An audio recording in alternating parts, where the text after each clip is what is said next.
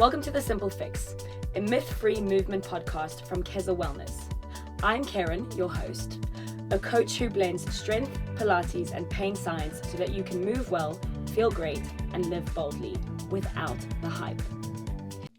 Welcome to The Simple Fix. My name is Kerryn, and welcome back to another episode where we look at trending topics that you are hearing a lot about that are affecting your well-being, your wellness regime, and we break them down, we talk about them, and we simplify them.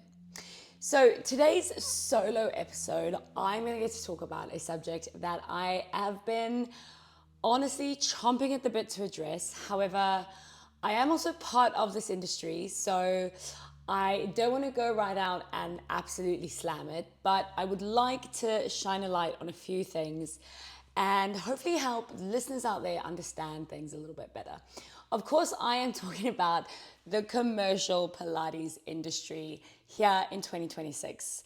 I mean, a few years back, no one really knew about Pilates. Only Pilates people knew about Pilates, and that was it. And if you were sent to Pilates or encouraged to do it, it was usually through like a physiotherapist, or it was because you were on some form of rehabilitative course, or for some reason, someone in your circle did Pilates, benefited from Pilates, and therefore you were lucky enough to find it.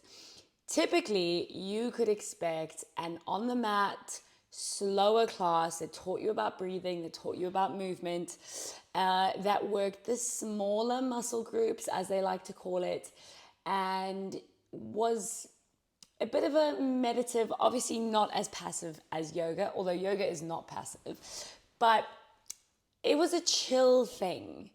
And that's why a lot of sort of more athletic gym goers, they didn't rate it at all. It wasn't necessarily a workout. And, those of us that were in the Pilates field, we understood sort of like the black magic around the effectiveness when Pilates is used correctly. And we understood its place in the circle of care, and everyone was just doing their thing. Fast forward, somehow Reformer Pilates specifically has absolutely blown up. And when you think about it, why wouldn't it? Like, the Reformer is cool. It is so versatile. It is a funky piece of kit that gets people interested enough, but not so intimidated that they don't try. So you're getting new people through the door. Then there's so many things we can do with the Reformer, and typically we send people to Reformer because it helps you stretch and mobilize and core strength, and these are things that you need. But then you might go and do a Reformer class and realize that you don't actually spend a hell of a lot of time on the core because you're just doing this like exercise class around the machine. And then you think that that is Pilates, and it's probably not. Which is fine. I think I really want to go into this conversation by just caveating that I myself personally, I don't think there's any good or bad movement, okay? I don't think some things are better than other. I don't believe Pilates is elite. I don't believe strength training is elite. I don't think there should be a winner. Like, we shouldn't be looking at exercise in that way. But I understand why we do, because as human beings, especially when we're looking for a solution, we want the right solution. Like, why on earth would I, if I need a solution, like if I need a glass, I'm not going to try with a spoon first. I'm not going to try with a fork first. I'm going to go and pick up a glass. That's what I need to drink from. So when you're looking for a solution with your health, you want the thing. And this is a great tool for marketers, because all the marketers need to do is make yoga the thing. Then it was hot yoga was the thing. Now it's Reformer Pilates. I 100% guarantee that the next thing will be Tower Pilates, and then Chair Pilates. And there'll be all these great new things. First of all, none of them are new. Second of all, none of these individual things can be your only exercise regime. And I think this is where a lot of us get caught up, because we want the thing that is the thing that takes care of our exercise. Okay, we want to know, if I go to this class, it means I don't have to do anything else. That's what we want, ultimately. As consumers, We want an easy way out. It's like, that is why I have subscribed to 10,000 different meal services in my almost 30 years of living, because I just want to know, if I'm giving this company X amount of money and they're delivering the product, that means my health is under control. Now, no, it means that meals are being delivered and they're relatively balanced, but they're also frozen. It still means I have to commit to eating those meals. It still means I have to not get bored of them. It still means I have to actually practice discipline in order for me to see food related results. And hello, it doesn't solve all of my health goals. But I, of course, as a consumer, I want to believe that it does. So all of that to say, that is what Reformer Pilates has become. And that is what commercialized Reformer Pilates has become. It has become the solution to everything. Injured, Reformer Pilates. Core, you need core strength, Reformer Pilates. You're a runner, Reformer Pilates. You need to be more flexible, Reformer Pilates. You want to, I don't know, look cute in matching sets and drink matcha, Reformer Pilates. Fine. First of all, let me say, Reformer Pilates can help you with all of those things, okay? If you are injured, it is great. If you are a sportsman and you're looking for balance in your training, it is great. If you are looking to be part of a community and a lifestyle that inspires well-being and self-care and self-love, it is great. Yes to all of those things. However, it is important around all these conversations that are happening at the moment that you understand the what is what in the Pilates world. And that is what this episode is hopefully going to shine a light on for you. So let's start with some things you might be seeing, like classical Pilates and non-classical Pilates. First of all, let me just say, even within the Pilates world, classical Pilates is its own thing. So I think that term has been a little bit confused. So we think that when someone is saying, oh, classical Pilates, they obviously mean like traditional by the book Pilates. No, the classical method is its own method. Okay, so there's a few like OG methods that were out there that up until a few years ago, this was the only way you could get qualified, right? There weren't all these other courses and training academies popping up. There were a few of the OGs. There was STOT, Balanced Body, APPI, Polestar, and a few others. And you struggled to find anything other than that, right? You just had your big hitters. That's how you got qualified. You went and did their courses. You picked one. Usually you picked one based on what was available. I did STOT because it was available to me where I was living in South Africa at the time. Yes, the woman that I was working with that had inspired me to pursue this career, she was also STOT trained, but she had it going on already. She was already well aware that Pilates could not exist on its own, okay? So when you're seeing things that say, oh, is it classical? Classical is its own method. So if you go to a classical studio, it means that they are staying true to the classical method. If you go to a STOT specific studio and they are staying true and on brand, you will still be doing a sense of pure Pilates. Okay, you will still be doing repertoire straight from the book as it was intended. And some of us might call that classical or traditional, but it's not. Okay, so I wanted to clear that up. So I don't want to use the word classical versus contemporary today because that's a bit incorrect. So we're going to talk about traditional being by the book, what you learn or what you were learning 5 years ago, versus what is now being cued as contemporary Pilates. Now, contemporary Pilates is like contemporary dance. It doesn't exist. Contemporary dance is movement. It's amazing. It's incredible. It's new. It's intuitive. It's, talking to things that are going on in the world around us. But it's an amalgamation of things.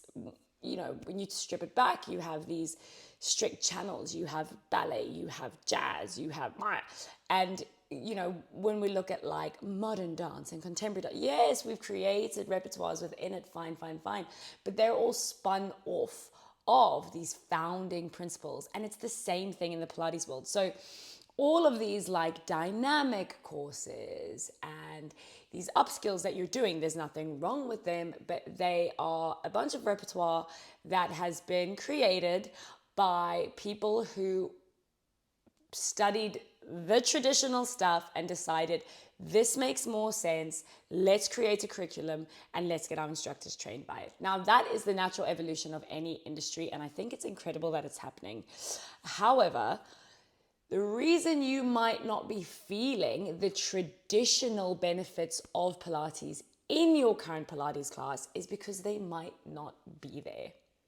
And this is based on the evolution of something will always dilute, it will always change. Sometimes this is for the better, sometimes things get lost, okay?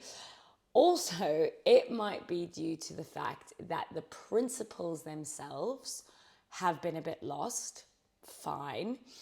And more so, it's probably due to the fact that the studio you're going to is trying to stay above water, which means they are needing to appease the public. And the public, which is you, the listeners, you guys want something that isn't Pilates anyway. You want to go and do a fast-paced, intense exercise routine on a piece of Pilates apparatus. And then you want to go and tick off that you've done your mindful, posture-focused, small muscle, range of motion, breath work, and full integration, whatever the hell you think Pilates is giving you, you want to go and tick that off. When in essence, what you've probably gone and done is signed into a fitness class with a few Pilates terms in it. And that is not the instructor's fault or the studio's fault or the consumer's fault. It's just where we are. We are now in a Pilates age where things that are not Pilates principles are the reason it's famous, are the reason a lot of people are flocking to it. Now, this happens often, right? Like sometimes someone famous who's actually trying to be a singer might get famous for a movie role or vice versa. And then you might be watching them in these movies and think, they're kind of average though. And it's like, yeah, because she's a singer. She's a recording artist. Like she's never supposed to be. She can. And like we like to see her there, but that's not where she's supposed to be. And this is what's happening with Pilates. So let me give you a real life example of where you might be missing the mark as to why you're going to your Pilates classes. First of all, if Pilates or Reformer Pilates is all that you do, because it's the only exercise where you feel safe, empowered, and happy to go, keep on going. There is nothing wrong with that. Absolutely not. It doesn't matter what they are teaching you there. What matters is that you are moving, you have a healthy habit in your regime. That is what's important. That is the definition of keeping it simple, finding something you like and doing it. Within that though, we used to trust that Pilates was a slow movement pattern focused practice. It is no longer. The moment we commercialize something to the extent it is currently commercialized, it loses that patience, that pace, that focus, because human beings need more than that for us to make it worth the £35 that we're going to spend. It is only when you've really gone through a bit of a journey of being in pain and wanting to understand the body and that you can appreciate the slower, more specific, minute intricacies of Pilates. In which case, you're probably going to go to a one-to-one, or you're probably going to go to a really small group. You're going to find, those types of studios that are offering that rehab first, slower practice, because it is a slower practice. How the hell do you expect to learn about the function of your body in a fast-paced, intense 50-minute class? Like, you can't. I know you want to, but you cannot. It can't happen. So often I see people who are coming to Pilates because whatever, they were getting too sore in a boot camp class. Fine. And then they come to me and they say, look, my knees are like really hurting, but this is Reformer Pilates. It's supposed to be making me better. Well, have a look at what class you've chosen. Have you chosen a fundamentals class where things move at a slightly smaller pace and you are connecting to the movement, you are understanding what you're doing? Have you chosen an instructor and a studio capable of delivering to your needs? Because if you're going there because other movement is causing you pain or you have a physical thing to work through, your goal should be, how much can I learn and improve my movement patterns? That is what Pilates does. If your goal with going to that Pilates class is to get your workout in, well, you're not going to be learning. You're not going to be taking the time to think about what's happening, taking the time to move mindfully, understand your breath, understand what happens when you lift your arm up versus reaching away and lifting up. Why are those two things different? So, what class have you chosen? Have you chosen an appropriate class for you? And often this needs to be the opposite of what you're used to. So I have a really good friend. She is fit. She does a few gym sessions a week by herself. She runs 3-4 times a week. She goes to Pilates within her schedule. Pilates is meant to be her recovery session that realigns her and helps her stay balanced. If she is choosing intense, advanced, hard-hitting, boot camp style, like complex classes where you feel like you're dead afterwards, you've used 20,000 props, you were, in a state of basically like high alert the whole time. There was no nervous system calming. There was not nearly enough stretching or mobility. There was no pelvic placement, rib cage placement, spine placement, no mobility work. All she's done is added another exercise session to her week, which, if she doesn't lack mobility and alignment, that's absolutely fine. But think about what I just explained. She's already running 3 or 4 times a week. That is a high impact, very specific linear pattern form of exercise. She is then gymming. Okay, she's doing resistance training with dumbbells. Perfect, really good for muscle growth, really good for bone health, bone density, all of those things. Keep lifting your weights. Don't ever stop lifting your weights. Perfect. So what is missing in that practice? If you look at that practice and you want to balance it out, you are missing something that calms you down, gets you to focus on your posture, gets you to stretch out, gets you to activate into maybe some of the smaller stabilizers that you're missing in your runs, you're missing in your weight training, but you need those things to support consistency within the other regime. So you make space for it 1 day a week, 1 class a week is all you can manage because you enjoy the hard-hitting exercise, fine. But then you choose the correct Pilates class. You choose a class that is cleverly taught, that is focusing on teaching you something in that class. You know how to squat. Don't go to a Pilates class to squat. Like, why would you do that? It doesn't make any sense. If you're already squatting somewhere else, remember I said, if Pilates is all you do because it's the only space you feel safe in, keep doing it. This is not to change anyone's minds about that. It's not bad. It's understanding the context. Where does it thrive? It thrives by filling in the gap of what you need. I have a client who is a triathlete, super fit, swims, cycles, runs, gyms, like it's mega. They should not be going to a hard-hitting Pilates class when they go to Pilates.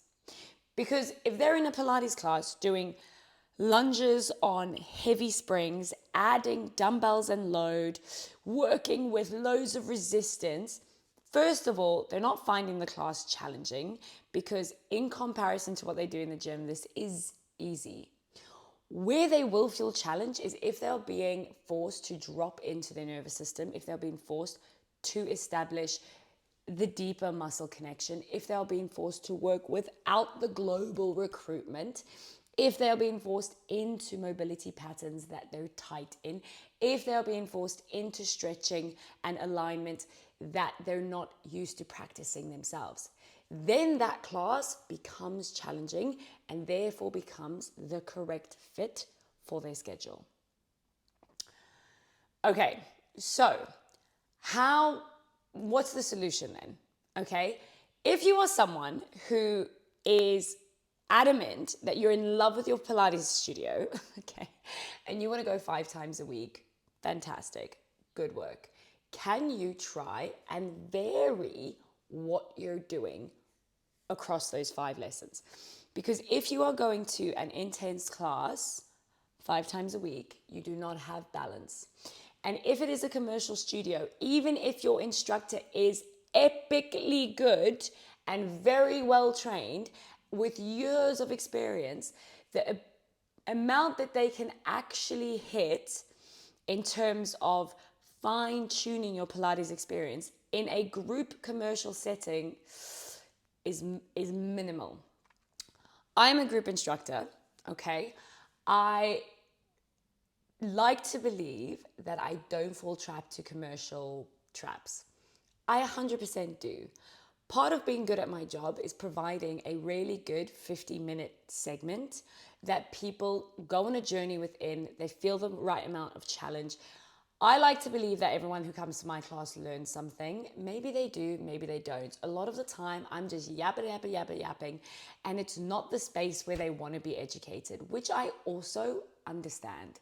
We don't always want to be doing the work. Sometimes the work is getting to the class and then that's it. Then you just want to move your body and you don't want to know about it. And that's totally fine as well. And in the commercial setting, this is what your successful instructors are doing. We are finding a perfect balance of, I'm going to take the traditional principles, I'm going to work them in.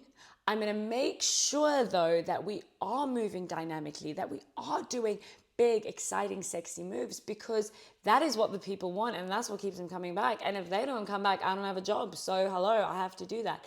Then I am going to try and stress some importance of breath patterns, some importance of length, some importance of integration. But you already stopped listening on this podcast. Imagine if you were in my class. Do you know what I mean? So we have to keep that short, sharp. We have to give little nuggets of gold and hope that you pick them up for the 35 seconds that we're there before we change. Because if we dare keep you in an exercise for too long, you are going to hit that class pass review and say that you were bored.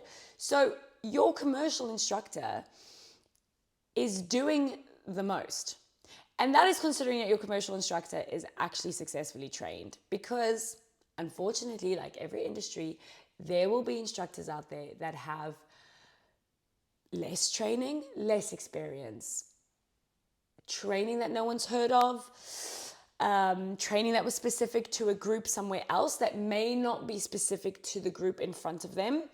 This is not bagging on new instructors or new methods, okay? Let me make that very clear. I think new methods and clever integration needs to be the way forward. Traditional Pilates needs fresh eyes. Again, it's great in its lane as long as you as the user are using your other lanes as well. But if it's all one person is doing, there needs to be some variation there. There needs to be some load. There needs to be all of these things, okay? However, again, remember what I'm saying. You need to decide what is taking you to that class.